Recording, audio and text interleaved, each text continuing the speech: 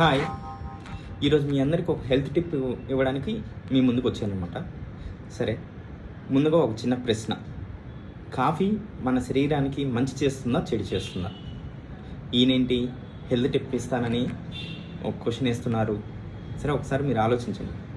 అయితే దీనికి ఆన్సరు కొంతమంది పక్షపాతంగా చెప్తుంటారన్నమాట. ఎలా అంటే, కాఫీ ఇష్టం ఉన్న వాళ్ళేమో మంచిదని, కాఫీ ఇష్టం లేని వాళ్ళేమో చెడు చేస్తుందని చెప్తుంటారు. కానీ దీనికి తగ్గట్టుగానే వాళ్ళకు పక్షపాతంగా ఏవో కొన్ని స్టడీస్ వచ్చాయి కదా, ఆ స్టడీస్ని రిఫరెన్స్గా చెప్తుంటారు అన్నమాట. ఎన్ని స్టడీస్ అయినా రానివ్వండి, ఎన్ని పరిశోధనలు అయినా రానివ్వండి, ఇక నేను మీకు ఒక చిన్న తర్కాన్ని చెప్తాను. అండ్ నెక్స్ట్ అలాగే కాఫీకి ఆల్టర్నేటివ్ రెసిపీ కూడా చెప్తాను, జాగ్రత్తగా వినండి. ఇప్పుడు మొదటిసారి ఎవరైనా టొబాకో స్మోకింగ్ చేస్తున్నప్పుడు వాళ్ళ శరీరం దాన్ని అసహించుకోకుండా, తిరస్కరించుకోకుండా ఎవరైనా చేయగలరా? దగ్గు రాకుండా ఎవరైనా ఫస్ట్ టైం అలా స్మోకింగ్ చేయగలరా? ఎవరూ చేయలేరు. ఎందుకు అలా చేస్తుంది ఏంటి అంటే, మన శరీరానికి హాని కలిగించేటటువంటిది ఏదైనా కూడా మన శరీరం మొదటగా అలా అసహించుకొని ఒకలాగా తిరస్కరణ అనేది చూపిస్తుంది అనమాట. అది విత్ మన సెన్సెస్తో దాన్ని చేస్తుంది. కానీ మనకు వాటికి ఎడిక్ట్ అయ్యి అలా చేసేస్తుంటాం. అలాగే కాఫీ కూడా మొదటిసారి ఒక కాఫీ పౌడర్ కానీ లేదంటే కాఫీలో షుగర్ వేసుకోకుండా ఒకసారి టేస్ట్ చేయండి. అంటే ఆ టేస్ట్ ఒక డిస్గస్ట్ ఫీలింగ్ అనేది ఇస్తుంది అనమాట. ఒక అసహ్యించుకునేటట్టుగా ఏదో ఒకలాగా అనిపిస్తుంది. సో అలాంటి దాన్ని మనం దాంట్లో పాలు పోసుకొని, నీళ్లు కలుపుకొని, పంచదార సరిపడా వేసుకొని మనకు నచ్చినట్టుగా తయారు చేసుకొని తాగుతున్నాం.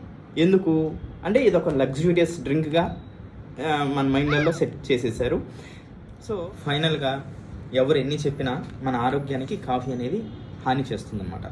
సో మరి ఇప్పుడు కాఫీకి ఆల్టర్నేటివ్ ఏంటి? ఈ రెసిపీ అనేది హానిమన్ గారు క్రానిక్ డిసీజ్లో డైట్ విషయంలో చెప్తూ ఈ యొక్క ఆల్టర్నేటివ్ రెసిపీ చెప్పడం జరిగిందనమాట.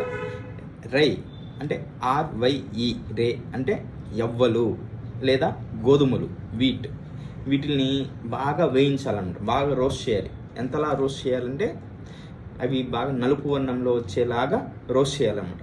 రోస్ట్ చేసి ఆ తర్వాత డైరెక్ట్గా వాటిని అలాగే బాయిల్ చేసేసుకొని దాని నుంచి డికాషన్ అనేది తీసేసుకోవచ్చు. లేదు అంటే ఆ నల్లగా వచ్చినటువంటి ఆ గింజల్ని మిక్సీలో వేసేసి పౌడర్లా చేసేసుకొని ఆ పౌడర్ని డికాషన్లా చేసేసుకొని దాన్ని పాలల్లో కలుపుకొని చక్కెర వేసుకొని తాగేస్తే అచ్చం ఫిల్టర్ కాఫీకి ఏమాత్రం తీసిపోదు అనమాట. కావాలంటే మీరు ఇది చెక్ చేసుకోవచ్చు. అండ్ నెక్స్ట్ నేను ట్రై చేశాను. రంగు, రుచి, వాసన వీటన్నిటిలోనూ ఫిల్టర్ కాఫీకి ఏమాత్రం తీసిపోదు.